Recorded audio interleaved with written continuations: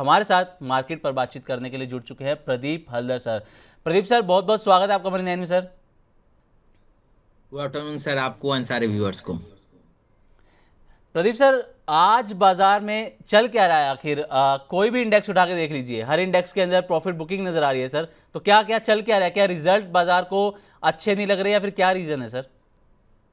अब देखिए, regent multiple चीज हो सकता है। द थिंग इज की दैट इज साइकोलॉजी।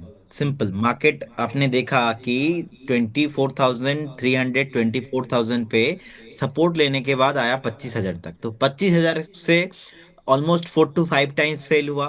5 फेल्स होने के बाद जब बाउंस बैक किया, सीधा सीधा 25,000 से 26,000 आ गया। अब 26,000 से अगर 28,000 हो जाएगा तो कैसे हो पाएगा? तो इसीलिए जी। ना कहीं सेलिंग प्रेशर मार्केट में होना चाहिए था। That is normal healthy corrections. बिल्कुल एक हेल्दी करेक्शंस मार्केट को दिखाई दे रहा है अभी। 25,680 चल रहा है। 25,600 500 के आसपास ही, 550 से 650 के आसपास ही एक स्ट्रॉन्ग सपोर्ट है शॉर्ट टर्म के लिए। तो मुझे लगता है कि ये जो प्रॉफिट बुकिंग आ रहा है नॉर्मल है। अब जितने भी आईटी बहुत टाइम से नहीं चल रहा है, पीएसयू बहुत टाइम से थोड़ा बहुत चल रहा था, अभी भी पीएसयू में प्रॉफिट बुकिंग नहीं आया। मेटल बहुत टाइम से चल रहा है। तो ये जो प्रॉफिट बुकिंग आ रहा है ये सेकेंडरी ट्रेंड में आ रहा है, प्राइमरी ट्रेंड पे नहीं है। तो मेरे हिसाब से जो अभी का मार्केट का जो सिनारियो है, जो मेन जो प्राइमरी ट्रेंड है वो पॉजिटिव ही है। सेकेंडरी ट्रेंड में एक बार जो एक हेल्दी करेक्शन आ रहा है, जो कि ये मार्केट के लिए लिक्विडिटी के काम पे अच्छा आएगा, और ये पॉजिटिव भी मैं मान रहा हूँ। कुछ भी problem issues Nifty bank Nifty में नहीं है जी। ओके। अच्छा सर, अक्टूबर से पहले देखें तो बाजार 25,000 के भी नीचे कारोबार कर रहा था। अगर हम पिछले एक महीने का अगर कंपैरिजन यहाँ पर करने की कोशिश करें तो 6 अक्टूबर को निफ्टी जो है वो 25,077 पॉइंट्स पर कारोबार करता हुआ नजर आ रहा था। इसके बाद हमने अच्छी खासी रैली देखने को मिली, अक्टूबर के अंदर 1,000 पॉइंट की बढ़त देखने को मिली।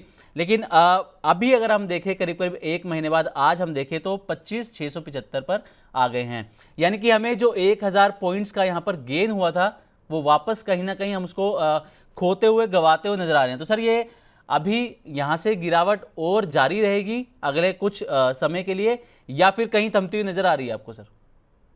देखिए, मुझे लगता है कि इस बार हम लेवल, क्योंकि हम टेक्निकल एनालिसिस में लेवल टू लेवल चलते हैं, तो आई डोंट थिंक इसमें ज़्यादा कुछ मार्केट के लिए प्रॉब्लम है, और मैं कहीं भी दूर दूर तक प्रॉब्लम नहीं देख पा रहा हूँ।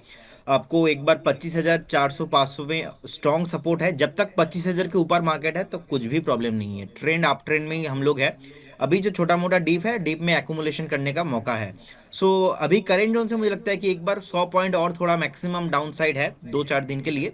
बाकी फिर से आपको यहाँ पे और भी रैली आपको कमिंग डेज में आते हुए दिखाई देंगे। जैसे कि मेरा व्यू मैंने बनाया था 27,500 28,000 ऑन द वे।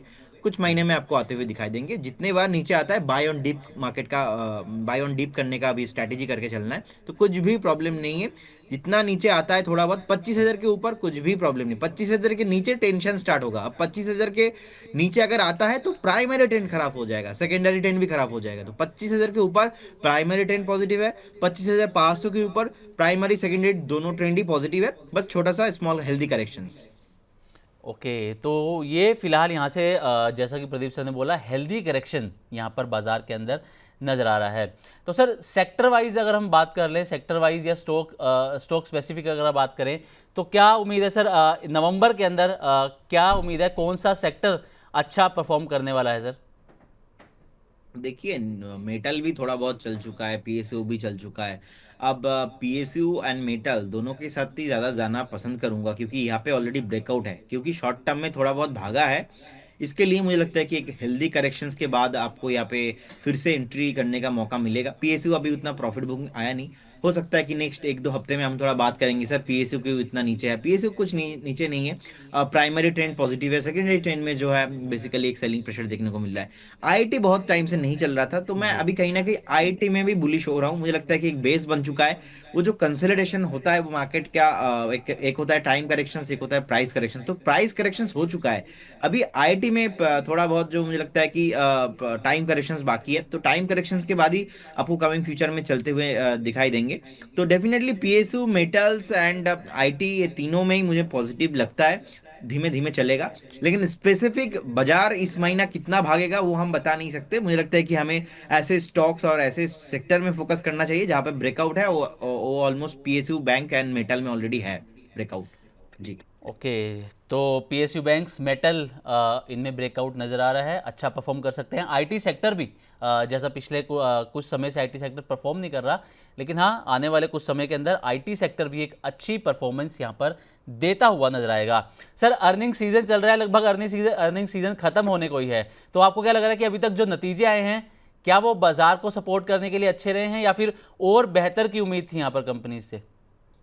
देखिए, स्टॉक स्पेसिफिक है, कुछ में अच्छा आया है, कुछ में हम्म। उतना अच्छा नहीं आया है। जैसे कि अभी सुजलॉन का रिजल्ट मैं देख रहा था, सुजलॉन का जी। रिजल्ट मुझे अच्छा लगा। सो कहीं ना कहीं कुछ ये न्यूट्रल है मेरे हिसाब से। और कहीं ना कहीं बीच में हमने थोड़ा देखा मार्केट भी खराब था। अब कुछ न्यू रेगुलेशंस आए हैं, उसके बाद क्या होता है जब भी कोई इंडिया में न्यू रेगुलेशंस आते हैं, तब वो स्टॉक के लिए या तो पर्टिकुलर कंपनी के लिए थोड़ा बहुत चैलेंजिंग हो जाता है। हम बात के लिए बोलते हैं ईज ऑफ डूइंग बिजनेस, लेकिन जी। प्रैक्टिकल ग्राउंड में उतना है नहीं है। तो न्यूट्रल है, कुछ भी प्रॉब्लम नहीं है, अर्निंग सेशंस न्यूट्रल है। ओके, तो अर्निंग सेशंस यहाँ पर सर ने जैसा कि बताया वो न्यूट्रल ही फिलहाल नज़र आ रहे हैं। अच्छा सर, एक अपडेट ये है कि एफएनओ सेगमेंट को लेकर यहाँ पर कुछ चेंजेस किए गए हैं, यानी कि प्री ओपन सेशन यहाँ पर शुरू किया गया है एफएनओ सेगमेंट में, जो कि सुबह 9 बजे से सवा 9 तक प्री ओपन सेशन होगा। 8 दिसंबर से ये शुरू होने वाला है। तो सर, इसका क्या कुछ इम्पैक्ट यहाँ पर देखने को मिलेगा? क्या रिटेल इन्वेस्टर्स के नज़रिए से कुछ बड़ा होने वाला है इससे बदलाव? नहीं, आई डोंट थिंक इसका इफेक्ट ज्यादा कुछ होने वाला है। ये बस न्यूज के लिए सही होता है। देखिए, बीच में थोड़ा बहुत न्यूज आया था कि जो वीकली एक्सपायरी है ये बंद हो जाएगा, थोड़ा बहुत जी। इफेक्ट हमने देखा। उसके बाद हमने देखा कि नहीं, वीकली बंद नहीं होगा, वीकली भी चलेगा, मंथली भी चलेगा। अच्छा, बीच में हमने देखा दो बार कंसल्ट जो है न्यूज आया था एक्सचेंज से कि ट्यूसडे नहीं थर्सडे होगा, फिर से थर्सडे से ट्यूसडे होगा।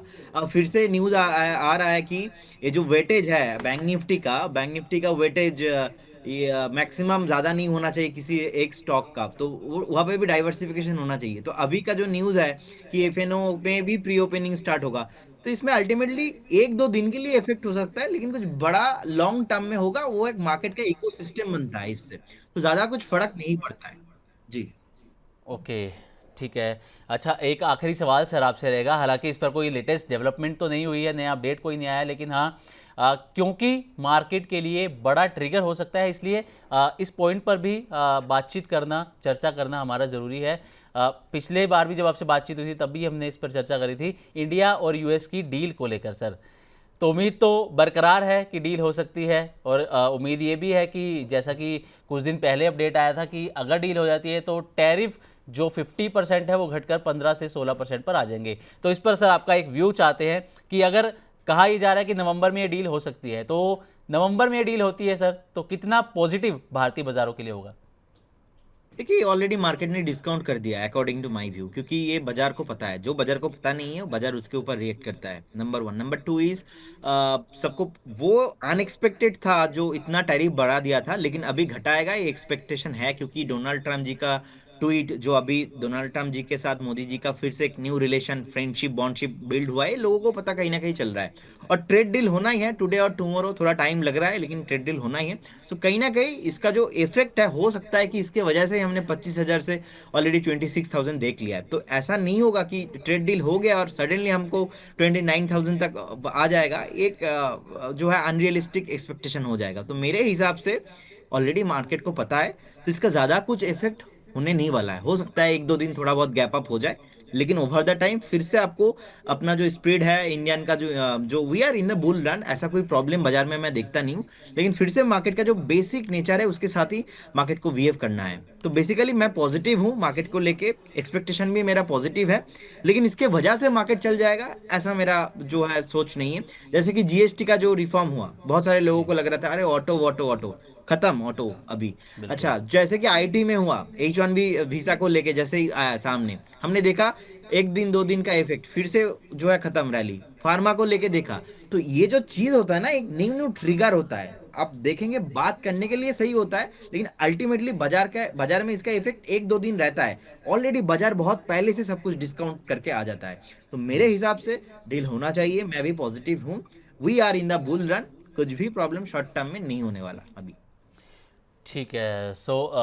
ये था सर का नज़रिया। अगर इंडिया यूएस डील हो जाती है तो बाज़ार किस तरीके से रिएक्ट यहाँ पर करता हुआ नजर आएगा। तो चलिए, अब वक्त हो गया है हमारे दर्शकों के सवाल लेने का, और प्रदीप सर से डिटेल में बातचीत करेंगे जो हमारे दर्शकों के सवाल आ रहे हैं। लेकिन उससे पहले जो लाइव हमें इस वक्त दर्शक देख रहे हैं, अगर आप हमें अपना सवाल भेजना चाहते हैं, आप चाहते हैं कि हम अपने एक्सपर्ट से आपके सवाल पूछें, तो आप अपने सवाल हमें भेज सकते हैं। हमारा व्हाट्सएप नंबर है 9311121874।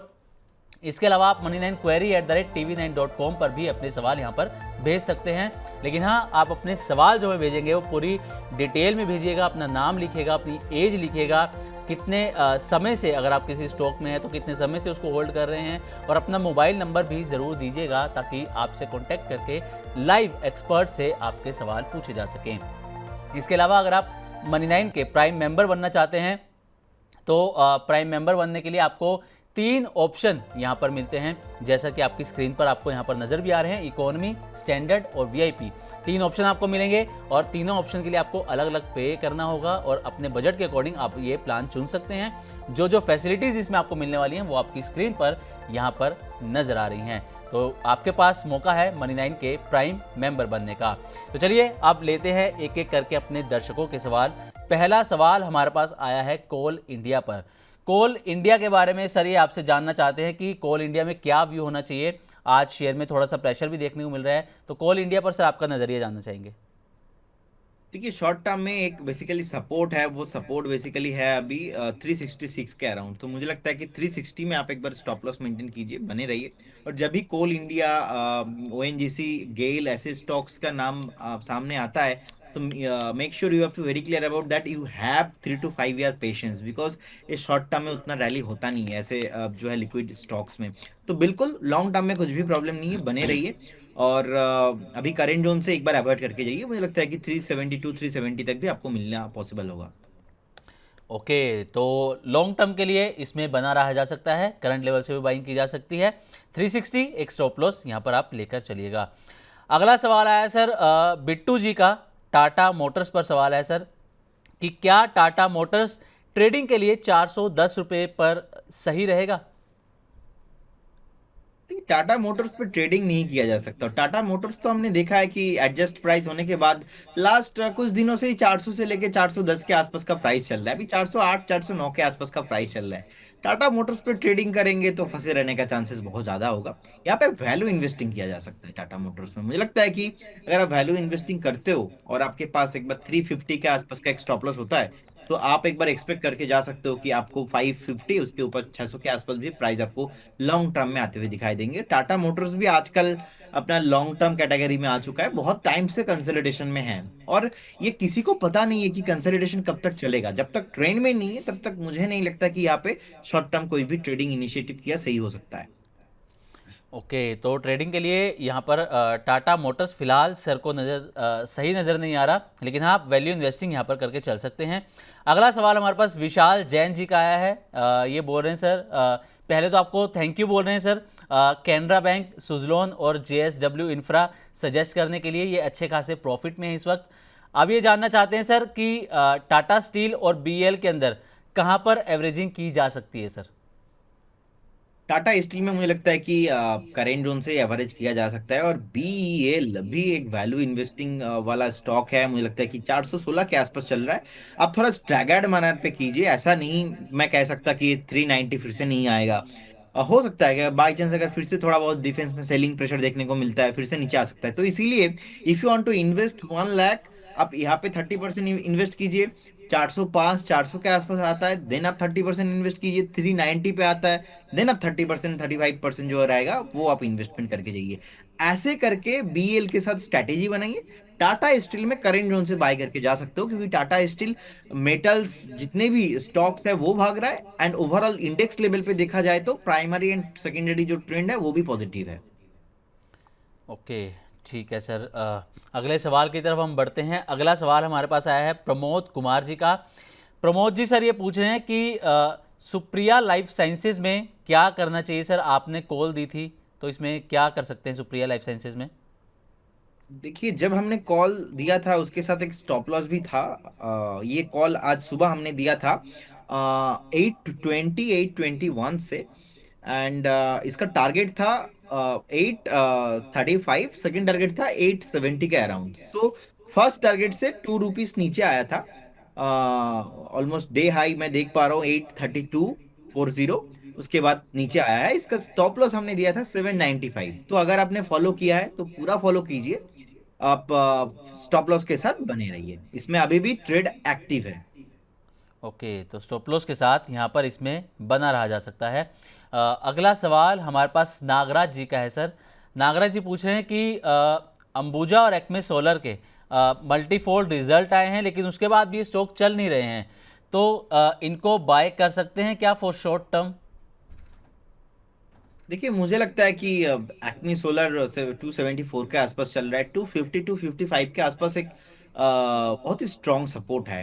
एंड आप बने रहिए। आप फ्रेश भी बाई करके जा सकते हो, बढ़िया कंपनी है। अब 250 के नीचे इसका ट्रेंड खराब हो सकता है, तो उसमें एक बार आपको रिव्यू करना पड़ेगा। अभी के लिए मुझे लगता है कि स्टॉप लॉस के साथ आप बने रहने का सलाह होगा। सेकंड आपने पूछा अंबुजा सीमेंट। जी। अंबुजा सीमेंट अभी 567 के आसपास का प्राइस है। मुझे लगता है कि एक जो 200 डेली मूविंग एवरेज प्राइस है उसका स्टॉप लॉस निकल के आ रहा है ऑलमोस्ट।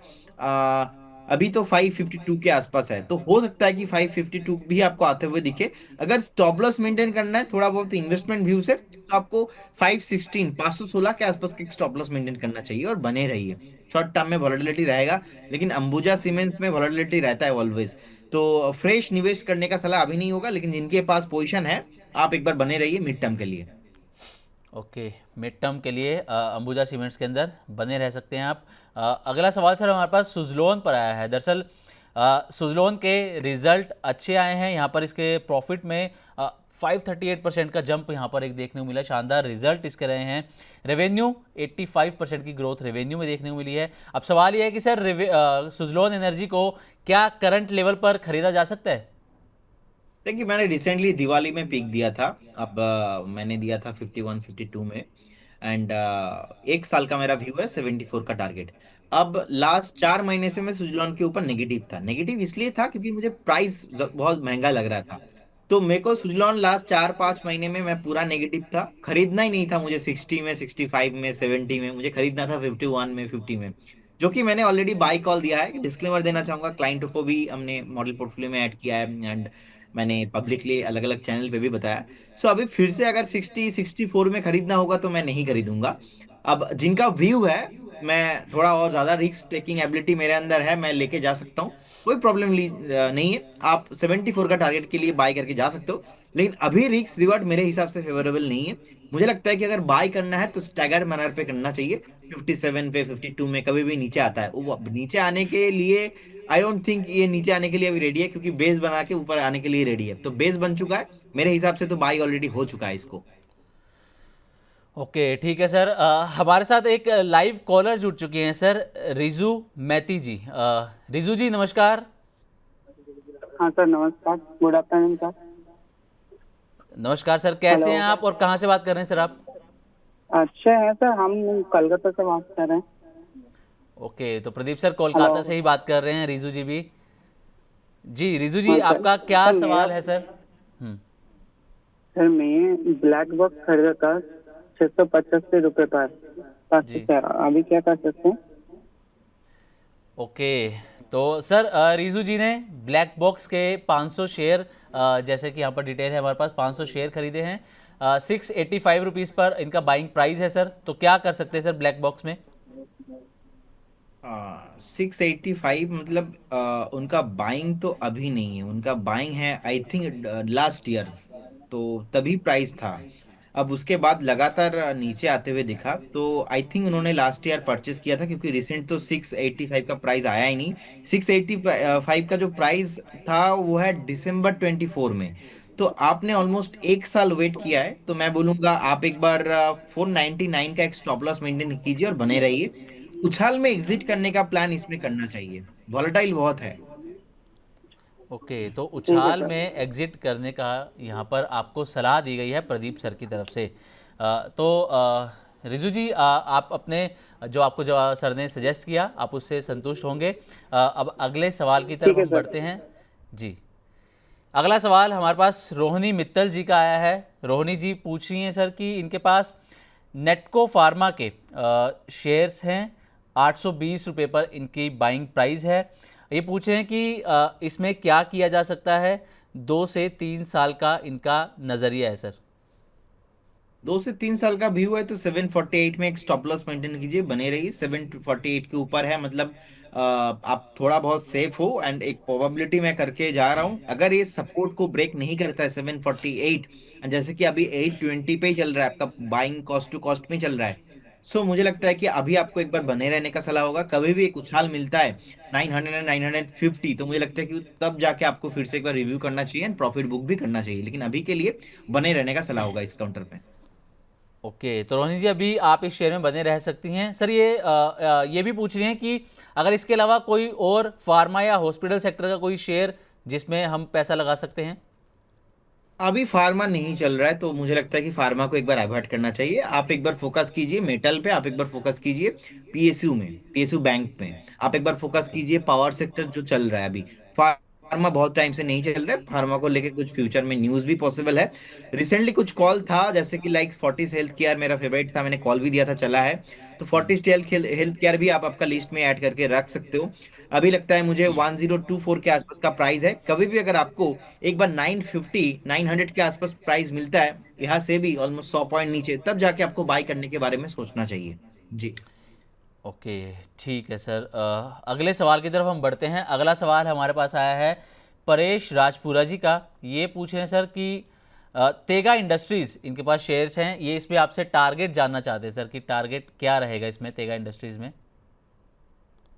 उन्होंने बाइंग नहीं बताया टारगेट, जी सर, इन्होंने तो बाइंग प्राइस बाइंग। अपना नहीं बताया। तो इसीलिए अनुरोध है सबसे हाथ जोड़ के कि जब भी आप कमेंट कीजिए तो पूरा कमेंट कीजिए, नहीं तो समझ में जी। नहीं आता है। अभी देखिए बाइंग नहीं पता तो मुझे लगता है कि उनको एक स्ट्रिक्टली स्टॉप लॉस मेंटेन करना चाहिए। 1848 will be your stop loss. बने रहिए। एक बार जो रेसिस्टेंस निकल के आ रहा है वो है 2056 के आसपास, तो 2040 के ऊपर कभी भी आता है तो उस उछाल में आपको एग्जिट का प्लान सोचना चाहिए। जी। ठीक है सर।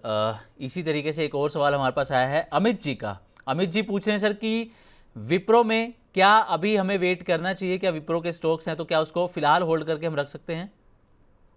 डेफिनेटली आईटी नहीं चल रहा है बहुत टाइम से। हमने देखा कि 35 36,000 के आसपास का अब जो निफ्टी आईटी इंडेक्स है वो कंसल्टेशन कर रहा है बहुत टाइम से। इनफैक्ट हमने रिजल्ट देखा टीसीएस का, विप्रो का, एचसीएल का। हमने लास्ट में हमने जो कोफोर्स का भी देखा है। सो ओवरऑल 1 1.5 क्वार्टर तो हो चुका है कि ओवरऑल आईटी में मोमेंटम नहीं आ रहा है। सो जब भी आईटी में मोमेंटम आएगा और 40,000 के ऊपर निफ्टी आईटी इंडेक्स आपको आते हुए दिखेंगे बहुत जल्दी, उस टाइम पे आप, जैसे कि अभी का विप्रो प्राइस है 237, आपको ये 280 300 के आसपास भी मिलेगा, तो बिल्कुल बने रहने का सलाह होगा। 205 207 एक स्टॉप लॉस का रेंज है, वहां पे आप स्टॉप लॉस मेंटेन कीजिए और बिल्कुल बने रहिए। ओके, तो विप्रो में बने रह सकते हैं आप। 205 207 का एक स्टॉप लॉस प्रदीप सर ने यहाँ रेकमेंड किया है। सर विप्रो के अलावा अगर आईटी सेक्टर में और आपका कोई पसंदीदा शेयर हो सर। नो डाउट टीसीएस पसंद है, कोफोर्स पसंद है, एचसीएल भी पसंद है। सो कहीं ना कहीं अभी नहीं चलेगा। एक पोर्टफोलियो जी। बिल्डिंग के लिए आप, अगर आपको पोर्टफोलियो बनाना है तो आप ऐसे स्टॉक्स में आपके पोर्टफोलियो में रख सकते हो। अब पोर्टफोलियो सर क्या होता है ना, पोर्टफोलियो बहुत सारे लोग कम बनाता है, लोगों को जी। चाहिए ट्रेडिंग कॉल्स। अब इसीलिए चाहिए पेशेंस। अब पेशेंस चाहिए, तब जाके टीसीएस जैसे स्टॉक आपके पोर्टफोलियो में आप रखिए, देन आप बेनिफिट आपको मिलेगा। मुझे लगता है कि 2985 3,000 के आसपास बहुत ही बढ़िया एक वैल्यूएशन है। आपको नेक्स्ट 1.5 2 साल मैक्सिमम आपको 3,800 4,000 आपको आते हुए दिखाई देंगे। ओके, तो अगले 1 से 1.5 साल में 3,800 4,000 के लेवल टीसीएस में नज़र आ सकते हैं। अगला सवाल स्नेहा जी का सवाल है सर। ये पूछें कि स्विंग ट्रेडिंग के लिए इनको कोई शेयर सजेस्ट कीजिए सर। सर स्विंग ट्रेडिंग के लिए अभी कोई कॉल्स इसलिए नहीं है क्योंकि मार्केट नीचे है और सुबह से ही कोई ऐसा ज्यादा ब्रेकआउट वाले स्टॉक्स नहीं है। जो भागना था ऑलरेडी भाग चुका है। और कभी भी कुछ मेरे रडार पे आता है तो डेफिनेटली मैं आपको इन्फॉर्म करूंगा। ओके सर, ओला इलेक्ट्रिक पर भी सवाल आया है। इनके पास 100 शेयर्स हैं ओला इलेक्ट्रिक के, लेकिन पिछले काफ़ी समय से कह रहे हैं कि एक दायरे में ही है, बहुत ज़्यादा तेज़ी नहीं आ रही है। इनका जो बाइंग प्राइस है ओला इलेक्ट्रिक का वो 50 रुपए के आसपास ये सर, इसी के आसपास फिलहाल ये ओला इलेक्ट्रिक चल भी रहा है। तो इसमें क्या करना चाहिए सर ओला इलेक्ट्रिक में? सर सिमरन सर, क्या है ना, देखिए लोगों को ना ये बहुत इंपॉर्टेंट हो जाता है मार्केट में आप क्या बाई करेंगे, इससे ज्यादा जी। इंपॉर्टेंट हो जाता है कि क्या आप बाई नहीं करेंगे। क्योंकि सम टाइम आप, जैसे कि मैंने लाइव मैंने कॉल दिया, मैं संदीप जी के साथ, सुमित जी के साथ, आप लोगों के साथ जब भी मैं शो करता हूँ मैं बहुत लाइव ब्रेकआउट कॉल्स देता हूँ। लेकिन जब कोई कॉल्स नहीं आ रहा है, जब कोई ब्रेकआउट कॉल्स मैं नहीं दे रहा हूँ, तभी समझना पड़ेगा एक्चुअल में मार्केट में कुछ ना कुछ चेंजेस आ रहा है। सो ओला इलेक्ट्रिक को लेके हमने कितना बार मना किया है, 68 में, 60 में, इनफैक्ट रिसेंटली मैंने एक बार कॉल दिया था ओला में 58 में, उसके बाद हमने 68 में हमने प्रॉफिट बुक भी कराया। उसके बाद हमने ओला को रिकमेंड भी नहीं करता हूं मैं, और तब से बहुत सारे लोगों के पास भी है। तो ओला अभी एक ऐसे कंपनी बन चुका है, बहुत वॉलेटाइल है, बी कैटेगरी में है। अभी जिनके पास है, आप एग्जिट करने के बारे में सोचिए, या तो मैक्सिमम आप एक बार 46 के आसपास का एक स्टॉप लॉस मेंटेन कीजिए, अभी तो फ्रेश बाई नहीं करना है स्टॉक्स में। जी।